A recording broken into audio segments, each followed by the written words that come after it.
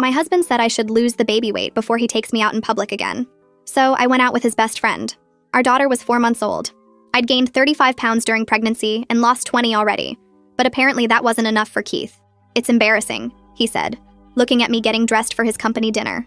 What will people think? Maybe next year when you're back to normal? I stood there holding the dress I'd bought specifically for this event while he straightened his tie. I gave birth 16 weeks ago, I said. Exactly. And Rebecca had her baby 6 months ago, and look at her now. Back in her size 2 jeans. Effort. Rebecca, whose husband hired a personal trainer and nutritionist. Rebecca, who had a tummy tuck that she told everyone was just good genes. So I'm not going? I asked. It's for the best. I'll tell everyone you're sick. He kissed my forehead like he was doing me a favor. Order whatever you want for dinner. Just try to make healthy choices. After he left, I sat on our bed crying until the baby woke up. I was feeding her when my phone rang. It was Jake, Keith's best friend since college. Hey, Keith just called to say you're sick? You okay? I'm fine, I said. Just not presentable enough for public, apparently. Silence. Then, what? I told him what Keith had said, word for word. Jake was quiet for so long I thought he'd hung up. That's fucked up, he finally said. Sorry for the language, but that's completely fucked up. It's fine. I'll lose the weight eventually. No, it's not fine. You just had a baby. You look amazing. Keith's being an asshole. I started crying again. Couldn't help it. Listen, Jake said. I was going to skip the company thing anyway. Want to get dinner? You and the baby? There's that new Italian place downtown. Keith would be furious. Keith's too busy impressing his coworkers to notice. He was right. Keith wouldn't check on me. He never did during these events. Okay, I said. Pick me up in an hour. I put on the dress I'd bought. It fit perfectly. Not like before the baby, but it wasn't supposed to. I curled my hair, did my makeup, looked like myself for the first time in months. Jake showed up with flowers. You look incredible, he said, and he meant it. I could tell. The restaurant was beautiful. White tablecloths, candles, the kind of place Keith always promised to take me but never did. Jake had made a reservation and they had a high chair ready for the baby. Keith's an idiot, Jake said after we ordered. I'm sorry, I know he's my friend, but he's being an idiot. He's always been like this, I said. Even before the baby. Nothing I do is enough. Why do you stay? Where would I go? I haven't worked in 2 years. He controls all the money. Jake was quiet, watching me feed the baby small bites of mashed potatoes. You know what kills me? He said. Keith doesn't deserve you. Never has. He was like this in college too. Had this amazing girlfriend junior year, treated her like trash because she wasn't some magazine model. What happened to her? She left him, married a doctor, has 3 kids and looks happy as hell on Facebook. Keith still stalks her page.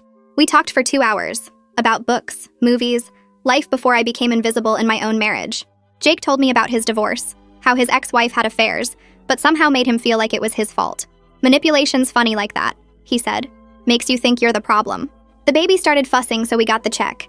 In the parking lot, Jake was helping me get her into the car seat when a familiar voice said, "What the hell is this?" Keith was standing there with 3 coworkers, including Rebecca, in her size 2 jeans. His face was purple. The dinner ended early, he said. Thought I'd check on my sick wife. I felt better, I said. So you went out with Jake? You said I wasn't presentable enough for public, I said. Jake disagreed. Keith's coworkers were staring. Rebecca's mouth was open. We're going home right now, Keith said, grabbing my arm. Jake stepped between us. No, you're not. Not like this. This is between me and my wife. Your wife who you told wasn't good enough to be seen with? Jake said loudly. Who you left at home because she hasn't lost baby weight 4 months after giving birth. The coworkers exchanged looks. Rebecca actually stepped back. That's not what happened, Keith said. Really? Because she called me crying after you told her she was too embarrassing to bring to your company dinner. This is none of your business, Jake. You made it my business when you treated her like trash. Keith turned to me. Get in the car. Now. No, I said. What? I said no. I'm not going home with you. I stood there in the parking lot watching Keith's face change colors like some kind of broken traffic light. His boss, Cody Riggs, had his arms crossed and looked like he wanted to be anywhere else. Rebecca kept staring at her shoes. The other 2 coworkers whispered to each other. Jake's hand stayed on my arm, and I could feel him standing solid next to me while Keith tried to put on his fake smile. He laughed, but it came out wrong. Nobody laughed with him. Cody shook his head and walked toward his car. Rebecca followed without looking back. Keith's face went from purple to white to red again. He opened his mouth, but nothing came out. Jake opened my car door and helped me get the baby buckled in, while Keith just stood there. I got in the passenger seat and Jake drove away. I watched Keith get smaller in the side mirror until we turned the corner and he disappeared. Jake drove me to his apartment while my hands shook so bad I couldn't hold my phone. The baby made little sleeping sounds in her car seat. Jake kept talking in this calm voice about how I could stay with him as long as I needed. He said his guest room had clean sheets already. He said we'd figure out next steps tomorrow. He talked like I was a real person who deserved help instead of someone who'd just blown up her whole life in a restaurant parking lot. My brain couldn't catch up to what just happened. I'd said no to Keith, in front of his boss, in front of his co-workers. I'd actually said no. Jake parked and helped me carry the baby upstairs. His apartment was neat and quiet. He showed me the guest room, and it had a real bed with pillows and everything. He brought me tea while I fed the baby. I started crying again and couldn't stop. Jake sat in the doorway and didn't try to make me feel better with stupid words. He just stayed there until the baby fell asleep and I stopped shaking. Keith called 17 times that night. I watched my phone light up over and over.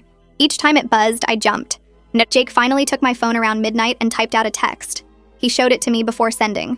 It said I was safe and would contact Keith through a lawyer. Keith called 3 more times after that, but Jake turned my phone off. The baby slept in a portable crib Jake borrowed from his neighbor. I lay awake in the dark, staring at the ceiling. I was a single mother now. No income, no plan, no access to money because Keith controlled everything. Tomorrow I needed to buy diapers, and I had maybe $40 in my purse. That was it. $40 between me and my daughter and the rest of our lives. I thought about going back, walking to Keith's car in the morning and apologizing and begging him to forgive me. Then I remembered his face when he grabbed my arm, the way he talked to me like I was a dog that needed training. I couldn't go back to that. I wouldn't. Morning came too fast. The baby woke up hungry, and I fed her with the last bottle I'd packed. I needed to buy formula, diapers, wipes, all the stuff that cost money I didn't have. I found my purse and pulled out my debit card. Jake drove me to the pharmacy because I didn't have my car. Keith had the keys. I loaded up a basket with baby supplies and went to pay. The card reader beeped. Declined. I tried again. Declined. The pharmacist looked at me with this expression I couldn't read. Heat rushed to my face. Other people waited in line behind me. I wanted to disappear. The pharmacist leaned forward and said quietly that she left her husband last year. She knew exactly what this felt like. She said it gets better. Jake appeared next to me and handed his card to the pharmacist. He paid for everything, and when I tried to say I'd pay him back, he told me to stop. He said we'd figure it out. He said I wasn't alone. I cried in his car in the pharmacy parking lot while the baby played with her feet in the back seat. I called my parents from Jake's apartment. My mom answered on the first ring like she'd been sitting by the phone waiting. I told her everything. Every word Keith said. Every awful comment about my body. How he wouldn't take me to his company dinner. How I went with Jake instead. How Keith found us. How I left. My mom was quiet for a long time. Then she said they were coming. She said they'd be there in 3 hours. My dad got on the phone and asked if I was safe. I said yes. He asked if the baby was safe. I said yes. He said good. He said they loved me. He said we'd figure this out together. They showed up exactly 3 hours later with my dad's face looking like someone had punched him. He hugged me so hard I couldn't breathe. My mom held the baby and cried. We sat at Jake's kitchen table and I told them everything again. All the things I'd hidden for years. How Keith controlled the money. How he criticized everything I did. How nothing was ever good enough. My dad's jaw got tight. My mom reached across the table and held my hand. That afternoon, we went to a bank and opened an account in just my name. My parents transferred $2,000 into it. My mom said it was a start. My dad said they'd help as much as I needed. My mom stayed with me the next day while my dad went to the house with Jake. They needed to get clothes and baby supplies. All the stuff we'd need to actually live. I sat on Jake's couch feeding the baby and waiting. My phone buzzed with updates. My dad texted that Keith tried to refuse them entry. My dad texted that he threatened to call the police. My dad texted that Keith backed down. They came back 2 hours later with 6 bags of essentials. Baby clothes. My clothes. Bottles. The good blanket. My dad pulled me aside and said Keith had been ranting the whole time, yelling about how I was trying to ruin his career, how I humiliated him in front of his boss, how everyone at his office was talking about what happened. My dad said Keith never once asked about me or the baby. He only cared about his reputation. The company dinner incident was apparently all over his workplace. People were talking. Keith's perfect image was cracking. Keith's mother, Heidi, called that evening. I almost didn't answer. She started with how she was sure this was all a misunderstanding, how Keith was under a lot of stress at work, how maybe I misunderstood what he meant. I was done protecting him. I repeated exactly what he said about me being too embarrassing for public, word for word. There was a long silence on the phone. Heidi said she needed to call me back. I knew what that meant. She was going to talk to Keith first. She was going to believe whatever story he told her. She was going to take his side because that's what mothers like her do. I hung up and my mom was standing in the doorway. She'd heard everything. She muttered that some women will excuse anything their sons do. She said Heidi was probably calling Keith right now to warn him. She said we needed to move fast before Keith did something worse. My mom found a lawyer through her book club, Victoria Harding. She worked with women leaving bad marriages. Her specialty was emotional abuse cases. We met her the next morning at her office downtown. Victoria had gray hair and kind eyes, and she listened to everything without looking shocked. I told her about Keith controlling all the money. about him locking me out of accounts, about what he said about my body, about the parking lot confrontation. Victoria took notes and nodded. She said Keith's financial control was textbook abuse. She said we could get emergency temporary support orders within days. She explained how the process worked, what forms we'd file, what the judge would consider. She made it sound possible, like I wasn't crazy for leaving, like I had rights even though I hadn't worked in 2 years. She said we'd start the paperwork that afternoon. Victoria filed for temporary custody and child support and spousal support.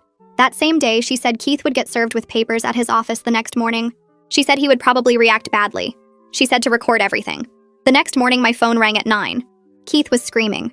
Actually screaming about how I was humiliating him at work, how I was destroying his reputation, how everyone saw him get served with divorce papers, how his boss called him into a meeting, how I was ruining his life. Victoria had predicted this almost word for word. She told me to let it go to voicemail. I did. Keith left a 3-minute message full of threats and accusations. Victoria listened to it once and added it to our evidence file. She said judges don't like men who threaten their wives. She said this recording would help us. Jake helped me that afternoon with something I didn't expect. He'd been through a divorce where his ex-wife did similar financial stuff. He knew what information we needed. We sat at his kitchen table with my laptop and created spreadsheets. Every account Keith locked me out of. Every shared expense I could remember. His income from his job. Our spending patterns over the last 2 years. My complete financial dependence on him. Jake knew exactly what questions Victoria would ask. He helped me document everything in a way that made sense. Page after page of proof that I couldn't survive without support. That Keith had controlled every dollar. That I'd been trapped. Victoria called that evening and said the spreadsheets were perfect. She said this would be crucial for our support arguments. I felt grateful but also sick. My whole life had become a legal case file. Numbers on a spreadsheet. Evidence of how small I'd let myself become. The emergency hearing was 5 days after I left Keith. I sat next to Victoria in the courtroom while the baby slept in her carrier. At my feet, Keith walked in with a lawyer wearing a suit that probably cost more than my car used to be worth. His lawyer started talking immediately about how I abandoned the marital home and took the child without warning. He made it sound like I kidnapped my own daughter. He said I was unstable and acting irrationally, and Keith was just concerned about his family. Victoria let him talk for 10 minutes before she stood up. She played Keith's voicemail on the courtroom speakers. His voice screaming about ruining him and destroying his reputation echoed off the walls. She showed the judge screenshots of every locked account with timestamps. She had statements from Jake and both my parents about what Keith said about my body and how he left me at home. The judge was a woman in her 50s who looked tired. She listened to everything and then asked Keith's lawyer if he had evidence that I was actually unstable or just evidence that I left an abusive situation. Keith's lawyer stumbled over his words. The judge ordered temporary support of $3,000 monthly starting immediately. She told Keith he had 48 hours to restore my access to all accounts or face contempt charges. Keith's face went red, but he didn't say anything. 2 days later, Victoria called with news about Keith's job. His boss, Cody, had apparently reported the parking lot incident to HR. Now Keith was under investigation for creating a hostile work environment. 2 women who worked with him had come forward. They said Keith made comments about their appearances after they came back from maternity leave. One said he asked when she planned to lose the baby weight in front of the whole team. Another said he told her she should consider whether she was really committed to her career if she kept taking time off for her kids. The investigation was formal and serious. Keith sent me an email blaming me for ruining his career. He said I contacted his workplace and lied about him. I forwarded it to Victoria without responding. I hadn't talked to anyone at his company. His own behavior was catching up with him and he couldn't accept that. The baby had her checkup that week. The pediatrician was nice and asked how I was doing while she checked the baby's weight and measurements. I started crying. Just completely broke down in the exam room. She handed me tissues and sat down instead of rushing to the next patient. She talked to me for 20 minutes about postpartum support and how my body was healthy and normal. She wrote down names of therapists and support groups. Then she said something that stuck with me. She mentioned she'd seen several mothers lately in situations like mine. Professional men who treated their wives like accessories they could upgrade when the model got old or damaged. She said it quietly, but I could tell she meant it. The baby was healthy and growing well. I was the one who needed help. My phone rang 3 days later from a number I didn't know. I almost didn't answer, but something made me pick up. It was Rosemary, Keith's sister. I'd only met her twice at family events. She lived in Seattle and barely talked to the family. She said she heard about the separation from her mother. Then she told me Keith treated her the same way growing up. He criticized her weight constantly, made comments about what she ate, told her she'd never get a boyfriend looking like that. She moved across the country right after college and only came home for major holidays. She said she recognized the pattern as soon as Heidi told her what happened. She offered to write a statement for Victoria about Keith's history of emotional abuse. I thanked her and gave her Victoria's contact information. After we hung up, I sat there thinking about how Keith had been like this his whole life. It wasn't stress or work pressure. This was who he was. Keith showed up at Jake's apartment 4 days after the hearing. Jake answered the door, and I heard Keith's voice from the guest room. He was asking to talk to me. Begging, actually. Jake came and got me, and I went to the door. Keith was holding flowers. The expensive kind from the fancy florist downtown. His eyes were red like he'd been crying. He said he was sorry. He said he was stressed about work and didn't mean any of it. He promised he'd change if I just came home. Seeing him cry almost worked. For about 30 seconds, I felt bad for him.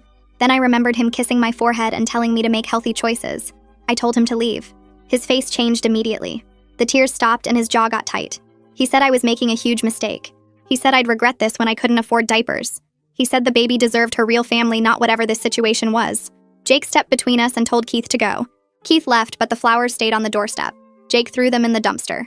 I started applying for jobs that night. Remote positions I could do while watching the baby.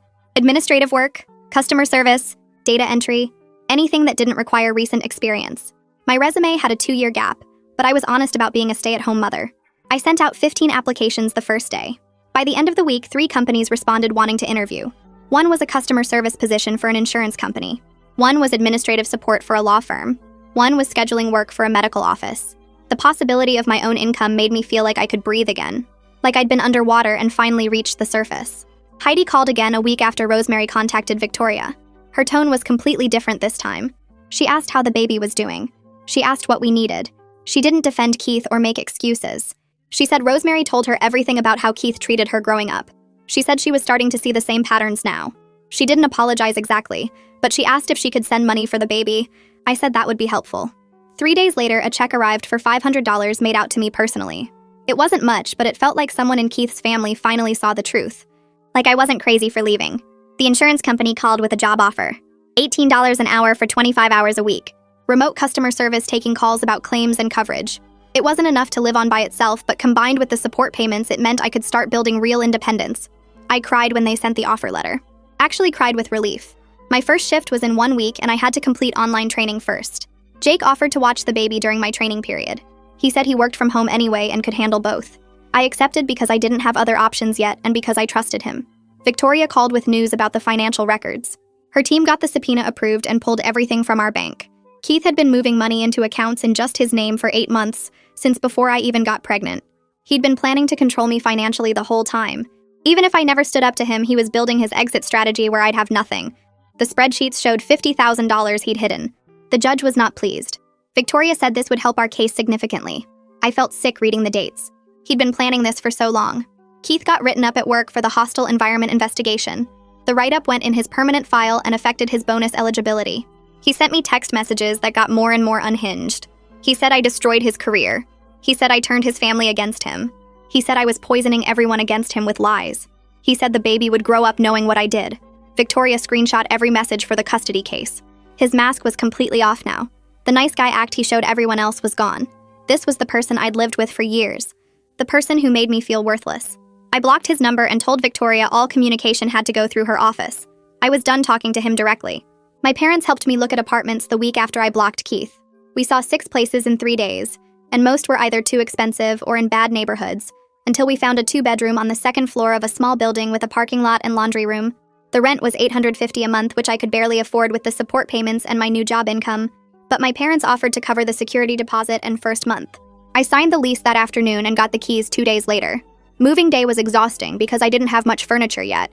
Just clothes and baby supplies and some kitchen stuff my mom brought from her house. Jake helped carry boxes up the stairs while my dad started installing extra locks on the door and a video doorbell he'd ordered online.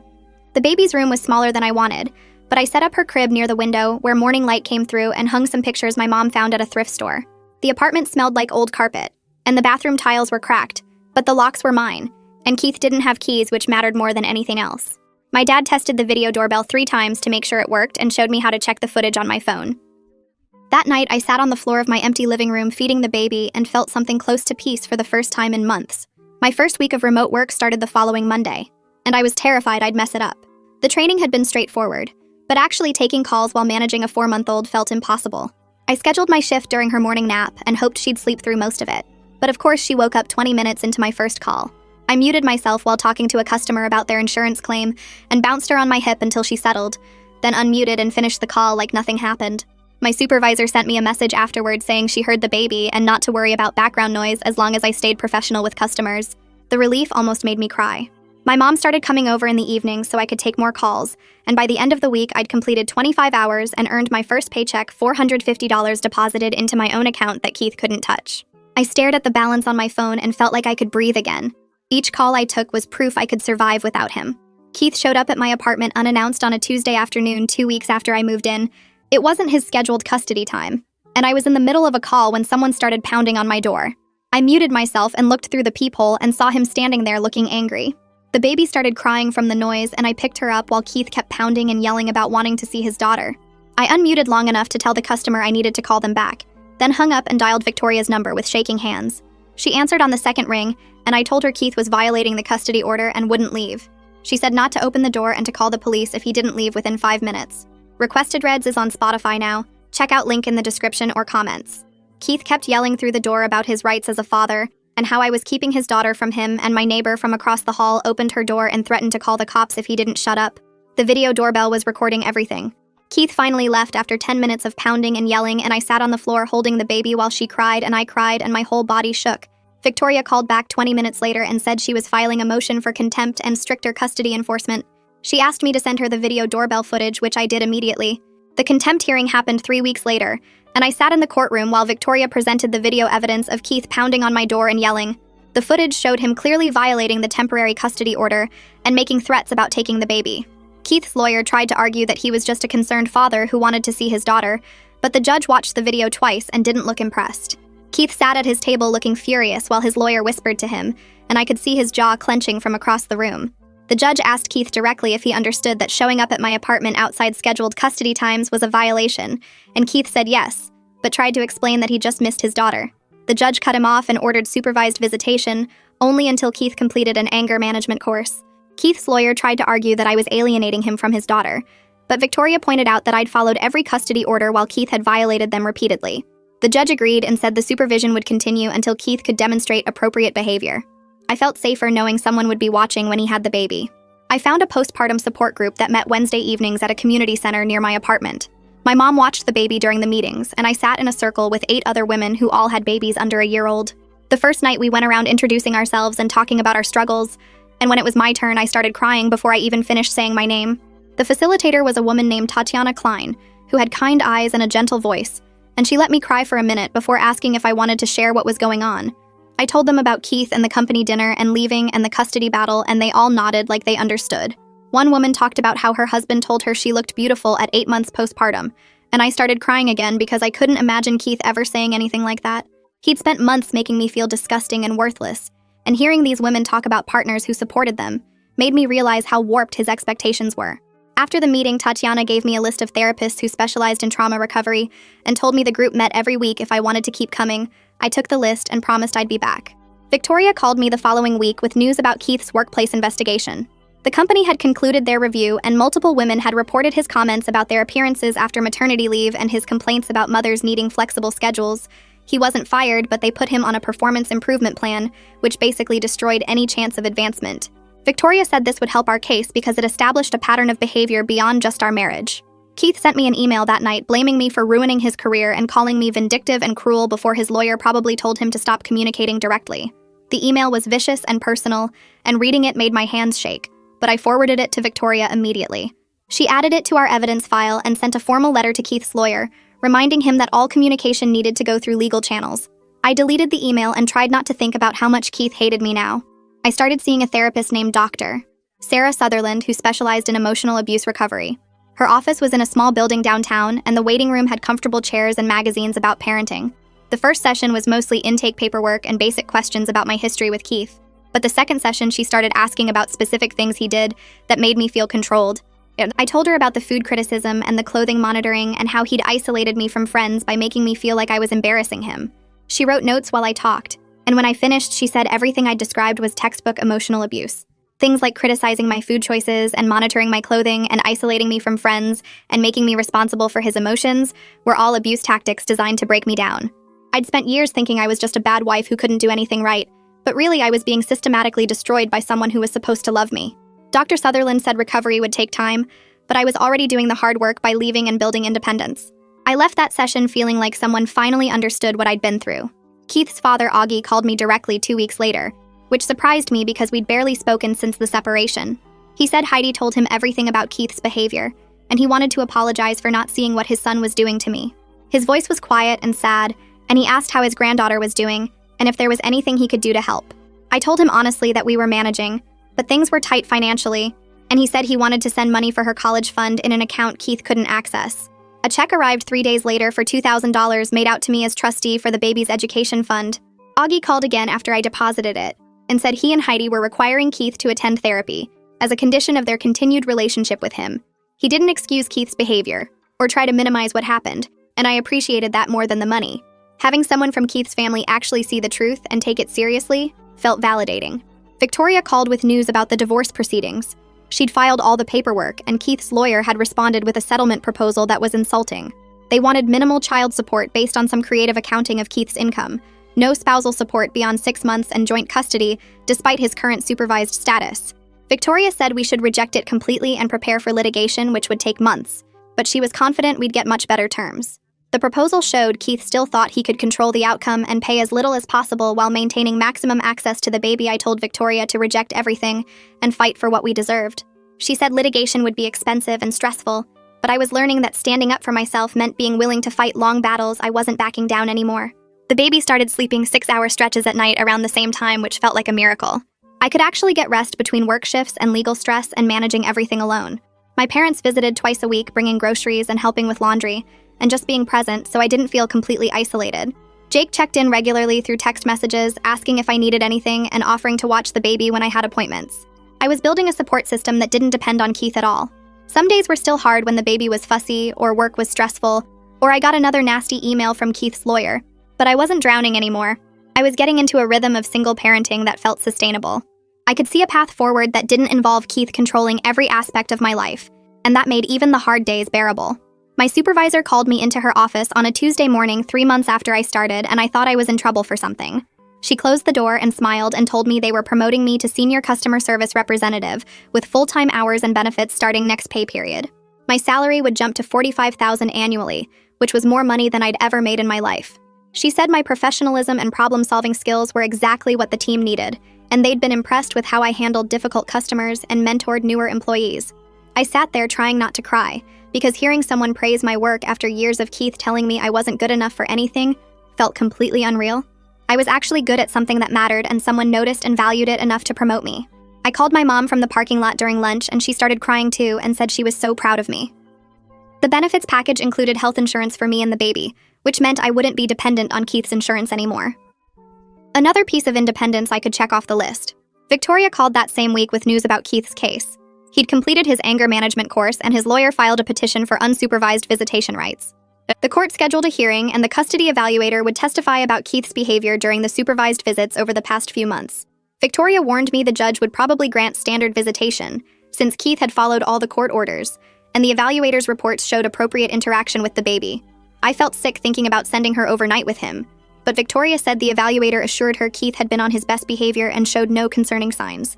The hearing happened 2 weeks later, and I sat in the courtroom while the evaluator testified that Keith attended every scheduled visit, followed all guidelines, interacted appropriately with the child, and completed his required anger management program. The judge granted him alternating weekends, Friday evening through Sunday evening plus Wednesday evenings from 5 to 8. Standard visitation for a father with no current safety concerns.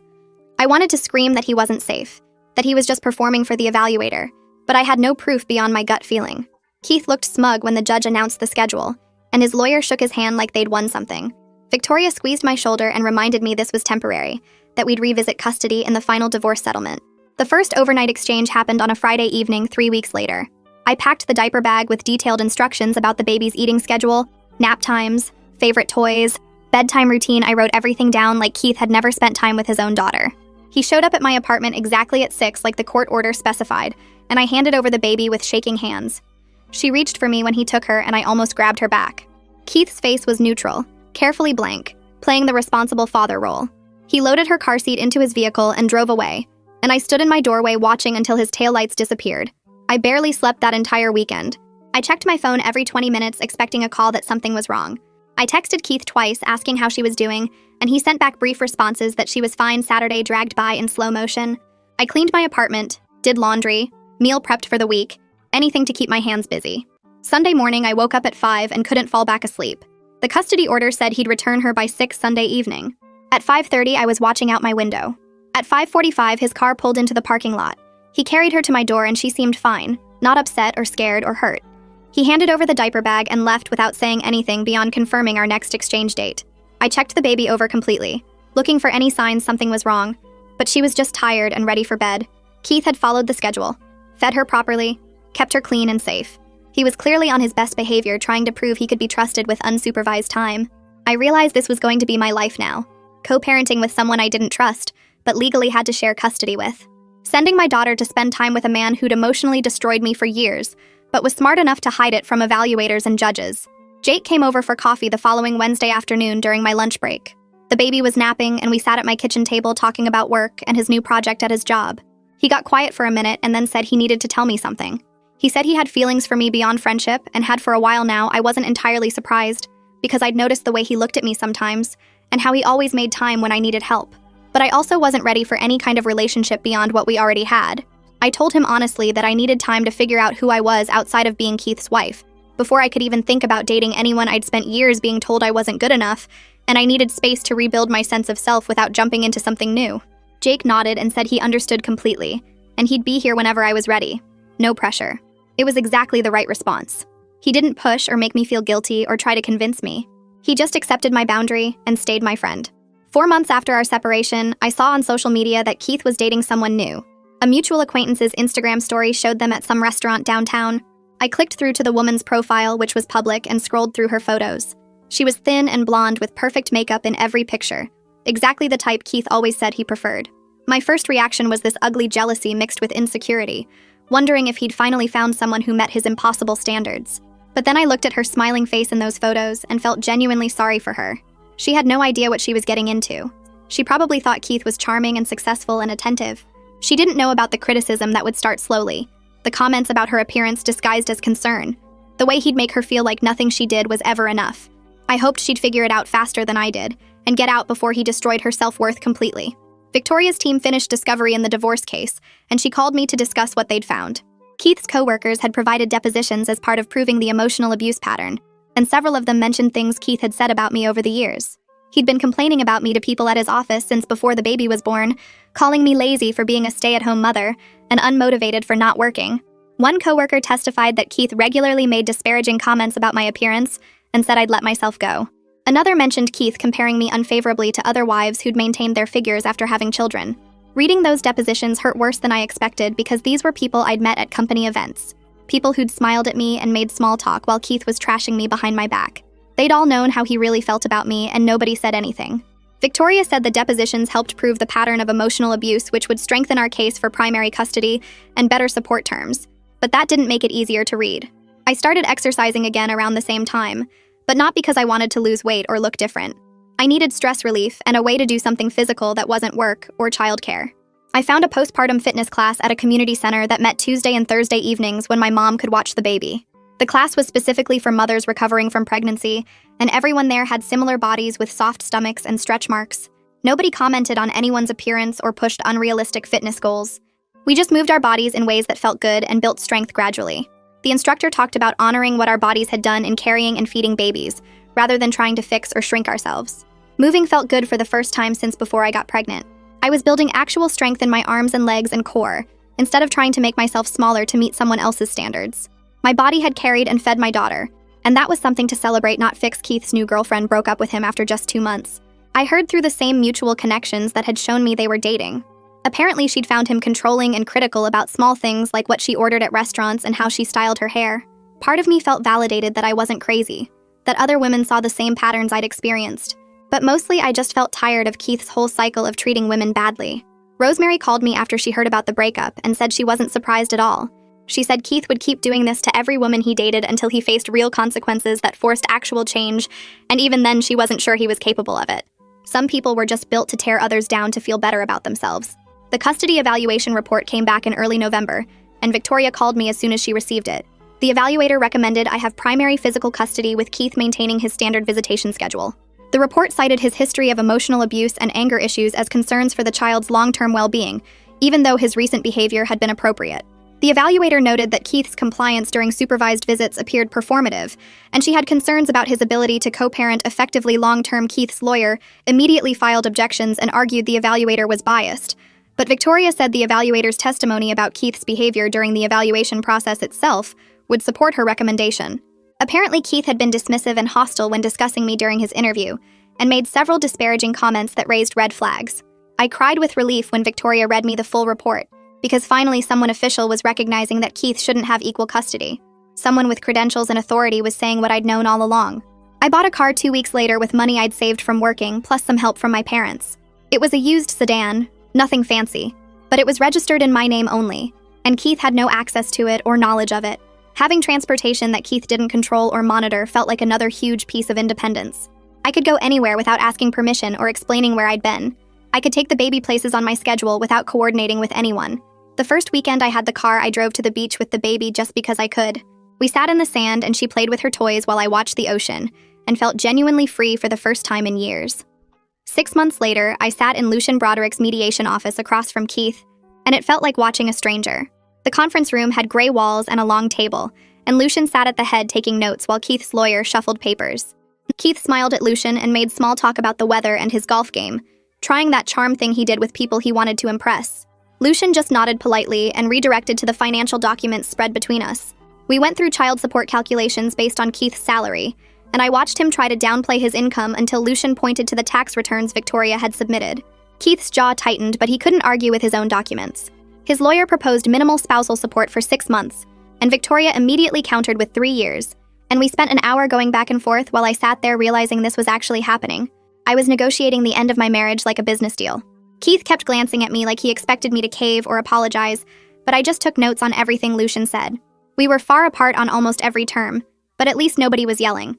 At least I had lawyers and mediators between us instead of him cornering me in our kitchen. The second mediation session happened 2 weeks later, and Keith's lawyer came in with a new proposal. Reasonable child support based on his actual income, 2 years of spousal support while I established my career, and the custody arrangement the evaluator had recommended with me having primary physical custody. Victoria looked at me, and I could tell she thought it was fair even if it wasn't everything we'd asked for. Keith looked angry about the whole thing, his face tight and his hands clenched on the table, but his lawyer had clearly told him this was the best he'd get. Victoria asked for a break so we could talk privately, and we went to a small office down the hall. She laid out the numbers and explained that fighting for more would cost me thousands in legal fees and months of my life, and this settlement gave me what I needed most: security for the baby, time to build my career, and primary custody.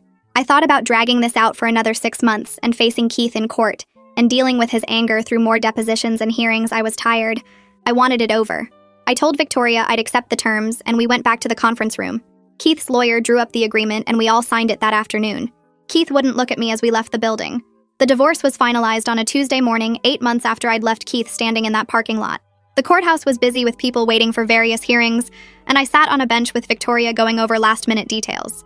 Keith arrived with his lawyer and sat on the opposite side of the hallway, and we didn't speak or make eye contact.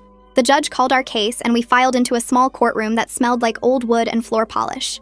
The judge reviewed the settlement agreement and asked if we both understood and agreed to the terms. We each said yes.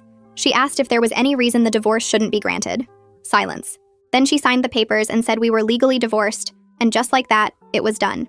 8 months of separation and legal proceedings and emotional hell reduced to a judge's signature.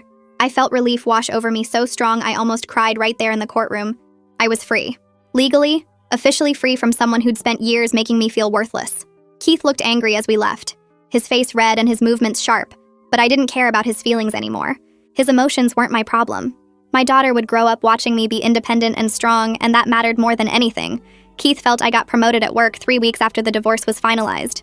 My supervisor called me into her office, and I thought I was in trouble for something. But instead, she offered me a team lead position overseeing 5 customer service reps. The salary was $55,000 annually, more than I'd ever made before I stopped working to stay home with the baby. She said my performance had been excellent, and she wanted to get me into management training within the next year. I sat there trying not to cry because someone was valuing my work and seeing my potential and offering me opportunities for growth. My career trajectory was better than it had ever been before I became a stay-at-home mother. I was building a professional identity that had nothing to do with being anyone's wife. That afternoon, I called my parents, and my mom cried happy tears over the phone. My dad said he was proud of me, and he'd never doubted I could do this. I bought myself flowers on the way home and put them on my kitchen table in my apartment that Keith had never been inside. Jake asked me to dinner on a Saturday night almost a year after I'd left Keith. Not dinner with the baby like we'd done dozens of times, but actual dinner just the two of us while my mom watched the baby at my apartment. I knew what he was asking without him having to say it directly. We'd been dancing around this for months. The attraction and care obvious, but neither of us pushing because I needed time to heal. I said yes because I wanted to, not because I felt pressured or obligated. The restaurant was quiet and we talked about everything except Keith and divorce and custody arrangements. Jake told me about a project at his job, and I told him about the management training program I'd be starting. We laughed about stupid things, and I realized I felt comfortable in a way I never had with Keith. Being with someone who treated me like an equal partner felt revolutionary after years of being made to feel less than. We took things slow because I was still learning to trust, and Jake was patient with that. He never pressured me or made me feel like I wasn't enough. We were building something healthy based on mutual respect instead of control and criticism. Keith started going to therapy after his parents threatened to reduce contact with him. Rosemary told me about it over coffee one afternoon, saying their mom and dad had finally recognized the pattern of behavior and given Keith an ultimatum: get help or lose access to family events and his relationship with them. I was skeptical about his motivation because Keith only did things when they benefited him, but I noticed he was less hostile during custody exchanges. He'd show up on time, follow the schedule, return the baby's things without complaint. He even asked politely about her routine instead of demanding information like he used to. Rosemary warned me that real change takes years, and I shouldn't expect miracles. Some people went to therapy and learned to fake appropriate behavior without actually changing their core beliefs. I maintained firm boundaries regardless of what Keith did or didn't do in therapy. His growth or lack of it wasn't my responsibility anymore. I pulled up photos on my phone one evening after the baby fell asleep and scrolled back to a year ago. There was a picture my mom had taken of me holding the baby 2 weeks after I'd left Keith. My face looked exhausted and scared and lost. I barely recognized that woman now. I'd built a career from nothing, established a home, developed a support system of friends and family and professionals who helped me. I'd learned to value myself independent of anyone else's opinion. My body was strong and capable, and I'd stopped caring about the number on the scale or fitting into old jeans. I was teaching my daughter through my example that women don't exist to be decorative or to meet someone else's standards. She was watching me work and parent and build a life, and someday she'd understand that her worth came from who she was, not how she looked. The baby's first birthday party happened on a Saturday afternoon at my apartment. My parents came early to help set up decorations, and Jake brought a cake from the bakery downtown. Friends from my support group arrived with presents, and Tatiana brought a card signed by everyone in our Tuesday night sessions. Keith's parents showed up right on time with a huge stuffed animal, and Augie hugged me and said how proud he was of the life I'd built. Heidi was quieter, but she helped in the kitchen and played with the baby and seemed genuinely happy to be included. Keith had his own celebration during his custody time the next day, and I was okay with that. We could both be good parents separately. We didn't have to pretend to be a family for appearances. My daughter was loved and safe and had people who cared about her, and that's what mattered. She smashed cake all over her face, and everyone laughed and took pictures, and I felt genuinely happy in a way I hadn't felt in years. I signed a lease on a bigger 2-bedroom apartment in a better neighborhood 6 weeks later. The rent was higher but affordable now, with my increased income and spousal support ending in another year. The baby would have her own room with space to play. Instead of sleeping in the corner of my bedroom, I spent a weekend painting her room a soft yellow and assembling furniture I'd bought from a discount store. Every choice I made about our home reflected my values and preferences without anyone's criticism. I picked out a couch I liked and hung pictures I wanted to see, and organized the kitchen the way that made sense to me. My parents helped me move, and my dad installed shelves in the baby's closet. Jake came over with tools and fixed the loose bathroom door handle, and rehung a cabinet that was crooked. Standing in my new living room surrounded by boxes, I felt proud of what I'd accomplished. This was mine. Jake and I talked about future possibilities one evening while sitting on my new couch after the baby went to sleep. He asked where I saw things going between us, and I appreciated that he was direct instead of making me guess what he wanted. I told him honestly that I wasn't ready to rush into anything serious after my experience with Keith. I was still learning who I was outside of being someone's wife, and I needed to keep building my independence. Jake said he understood, and he wasn't going anywhere. We were both learning what partnership looked like between equals, building something at a pace that respected my healing process. He'd proven through consistent actions over the past year that he valued me as a whole person, not just as someone to fill a role in his life that mattered more than timelines or labels. We were figuring it out together. Over the following months, I started reaching out to friends I'd lost touch with during my marriage. Sarah from college responded to my message within an hour, and we met for lunch the next week while my mom watched the baby sitting across from her at the sandwich shop. I realized how much I'd missed having friends who knew me before Keith. She told me she'd noticed how he always corrected me in public or made jokes about my choices, and she'd wanted to say something but didn't know how without making things worse. 2 other friends said similar things when I reconnected with them. They'd seen him criticize what I ordered at restaurants or comment on my appearance in ways that seemed off, but they hadn't been sure if I wanted help. We started meeting regularly for coffee or walks, and I was honest about everything that had happened instead of pretending my life was perfect, like I did when I was with Keith. Having people I could tell the truth to without shame felt like finally being able to breathe properly. Keith's romantic life became a pattern I heard about through mutual connections, but stopped paying attention to after the third or fourth girlfriend left him within weeks. Someone would mention he was dating someone new, and then a month later I'd hear they'd broken up because she found him controlling or critical. His sister Rosemary told me one woman lasted exactly 2 weeks before she figured out what he was like. I focused on making custody exchanges smooth and keeping communication limited to logistics through our shared calendar app. His personal life wasn't my problem anymore, and eventually our daughter would be old enough to see his patterns and make her own decisions about their relationship. I had my own life to build. I enrolled in online business courses through a community college program focused on small business development and marketing. Sitting at my laptop after the baby went to sleep, I worked through modules about business plans and financial projections and client acquisition.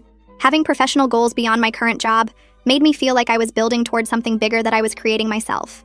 My parents came over one Saturday, and my dad asked what my business idea was, and I explained wanting to do consulting in my field eventually. My mom said they'd set aside $10,000 to help with startup costs when I was ready, and my dad added that they believed in me. Keith's voice in my head telling me I wasn't capable of running my own business got quieter every time I completed another course module. The custody arrangement settled into a routine where Keith had the baby alternating weekends from Friday evening to Sunday evening, plus Wednesday evenings from 5 to 8. I missed her during his time, especially the first few weekends, but I also started appreciating the space to focus on work projects and take care of myself without managing a toddler's needs. Co-parenting with someone who'd been emotionally abusive was complicated and required detailed scheduling and minimal direct communication, but we made it work. Our exchanges happened in public parking lots, and we kept conversations to necessary information about the baby's schedule or needs. It wasn't ideal, but it was functional, and our daughter seemed happy and secure with both of us. I reached my pre-pregnancy weight naturally, about 14 months after leaving Keith through stress reduction and regular movement and eating without constant criticism. The number on the scale was the same as before I got pregnant, but more importantly, I stopped caring what it said. My body was healthy and strong and allowed me to work full days and parent actively and live the life I wanted. I went to exercise classes not to lose weight, but because moving felt good, and I was building muscle and endurance. My body had carried and birthed and fed my daughter, and that was worth celebrating, not fixing. I was teaching her through my example that women's worth came from who they were and what they did, not how they looked in jeans. Keith's parents called one evening, and Heidi asked if they could take the baby for a weekend visit at their house to spend time with her and introduce her to cousins. I told them I needed to check with Victoria about legal implications and called her the next morning. Victoria said it was fine as long as Keith wasn't going to be there unsupervised, and I trusted them. I agreed, and Augie promised they'd send lots of photos and keep me updated. That weekend, they sent pictures of her playing with 3 cousins in their backyard and being spoiled by grandparents who clearly loved her. Augie called Sunday evening when they brought her home and told me they were proud of how I'd built a good life for her, and they wanted to stay involved as grandparents separate from whatever issues they had with their son. Jake's relationship with the baby developed naturally over the months we dated and eventually moved in together. She started lighting up when she saw him and reaching for him to pick her up and bringing him books to read to her. He was careful about not trying to replace Keith or act like her father, and he always respected that I was her mother, and Keith was her father. When she called him Jake instead of trying to say daddy, he smiled and said that was perfect. We talked about blended family dynamics and agreed to let things develop at her pace without forcing anything.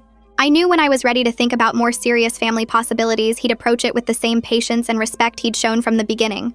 I celebrated 18 months since leaving Keith by taking myself and the baby on a beach weekend to a small town 3 hours away. Sitting in the sand watching her toddle around and squeal at the waves, I felt genuinely content in a way I hadn't felt in years. My life wasn't perfect, but it was mine. I made my own money and my own choices, and I was raising my daughter in a home without criticism or control or walking on eggshells. The woman Keith had said was too embarrassing for public was thriving without him. I had a career and friends and a healthy relationship, and most importantly, I had myself back. My consulting business launched officially with 3 clients I'd cultivated through my current job network who needed help with projects in my specialty area. I was working toward eventually being fully self-employed, which would give me flexibility for parenting and higher income potential. Building something that was entirely my own creation felt incredible. Keith had predicted I couldn't make it without him and his financial support, but I was proving every day that I was more capable than he'd ever let me believe. One morning I stopped at a coffee shop near my apartment and saw Rebecca sitting alone at a corner table. She looked up and recognized me, and her face went red. I could have walked past, but something made me go over to her table. She immediately started apologizing for not speaking up during the parking lot confrontation that night, saying she'd been afraid of Keith's reaction and how he'd treat her at work. I sat down, and she told me she'd gotten divorced 6 months ago from her own controlling husband, and wished she'd had my courage sooner. Her husband had been the one who'd paid for her tummy tuck and personal trainer and nutritionist, and he'd controlled everything about her appearance and schedule. She'd finally left after he told her she was getting too old, and he wanted her to consider cosmetic procedures to stay attractive. We exchanged numbers, and I invited her to my Tuesday support group, and she started crying and said yes. Sitting there watching her wipe her eyes, I realized my story had helped someone else find the strength to leave. That mattered more than I'd expected it to. The baby started stringing words together around 18 months, and one morning while I was getting dressed for a client meeting, she pointed at me and said clear as day, "Mama strong." I froze with my shirt halfway on because I'd heard my parents say that exact phrase to her dozens of times during their visits. My dad would lift her up and say it while watching me handle work calls and custody exchanges. My mom would repeat it while we played on the floor. And now here was my daughter, not even 2 years old, already learning that her mama was strong. I sat down on the bed and cried happy tears while she patted my face with her tiny hands, and I thought about how she'd grow up knowing women could be capable and independent. She wouldn't learn to make herself smaller for anyone. She'd know her worth from the beginning because I was showing her every single day. 3 weeks later, Keith's name appeared in my inbox for the first time in months, and my stomach dropped before I even opened it. The email was long and detailed about his therapy progress and how he understood now what he'd done to me. He wrote about recognizing his patterns and working to change them. He said he was sorry for making me feel worthless and controlling every part of my life. I read it twice and waited for some feeling of validation or closure, but mostly I just felt tired. His growth journey wasn't my responsibility anymore, and I didn't need his apology to know I deserved better.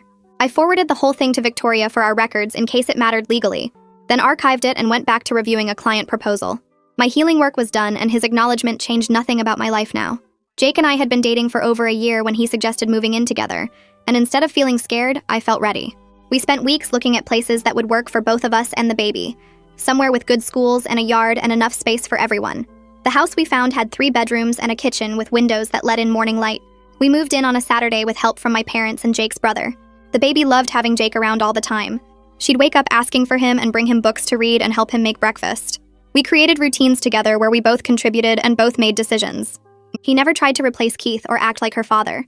He respected that I was her mother, and Keith was her father, and he was building his own relationship with her. I'd never thought I could trust someone enough to share space again after Keith, but Jake had proven himself through consistent actions over time. He showed up when he said he would. He respected my boundaries. He treated me like an equal partner in everything. 2 years after leaving Keith, I was running a successful consulting business with 12 regular clients and revenue that exceeded what I'd made in my old job. My home office had a view of the backyard where the baby played on her swing set. Jake and I split household tasks and parenting duties fairly. Keith and I had a functional co-parenting relationship with clear boundaries and regular communication through a parenting app. My daughter was growing up watching me be independent and successful, and in a healthy relationship, she saw me run my business and make my own money and make my own choices. She saw Jake treat me with respect and partnership. She learned that women could be strong and capable and valued. Life wasn't perfect because real life never is, but it was genuinely happy in a way I'd never experienced during my marriage. I was proud of the woman I'd become, and the life I'd built, and the example I was setting for my daughter every single day. That's the story for today. Thank you for staying until the end. It really means a lot. I hope it left you with something gentle or hopeful.